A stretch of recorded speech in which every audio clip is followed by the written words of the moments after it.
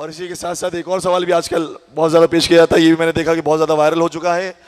وہ یہ کہتے ہیں کہ جب آپ جاتے ہیں کربلا محلہ تو آپ کا دعویٰ یہ ہے کہ کربلا محلہ میں جو جا کر دفن ہو کر آ جاتا ہے، مولا امام حسین علیہ السلام کے جوار کے اندر جو دفن ہو کر آ جاتا ہے، خدا اس کے سارے گناہ معاف کر دیتا ہے. کہ جو حسین کے جوار میں دفن ہو اس کے سارے گناہ معاف، اور جو نبی کے جوار میں دفن ہو اس کے بارے میں آپ کا کیا خیال ہے؟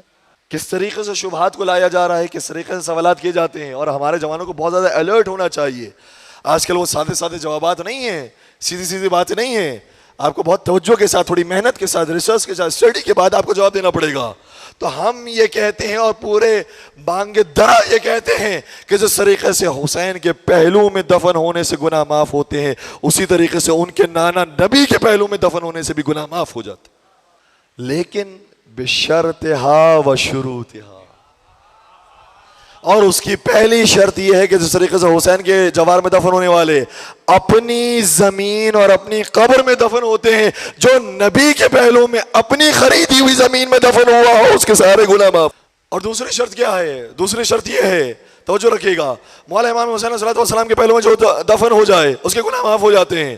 میں آپ سے سوال پیش کروں، ہماری عقیدہ ضرور ہے کہ جو بھی دفن ہو اس کے گناہ معاف ہو جاتے ہیں، لیکن یہ سب کے لیے نہیں ہے.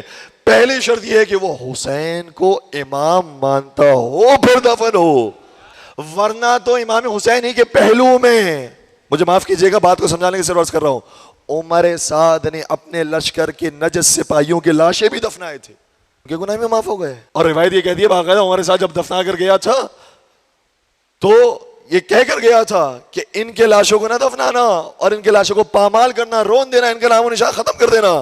خدا کو بھی کیا عجیب منظور تھا کہ جن کے لاشوں کو دفنایا تھا ان کا نام و نشان مٹا دیا، اور جس کو نہیں دفنایا تھا اس کا روزہ آباد کر دیا. تو ایسا نہیں ہے کہ جو بھی پہلو میں آ کر دفن ہو جائے اس کی شفاعت ہو جائے گی، جو بھی پہلو میں آ کر دفن ہو جائے اس کے گناہ معاف ہو جائیں گے.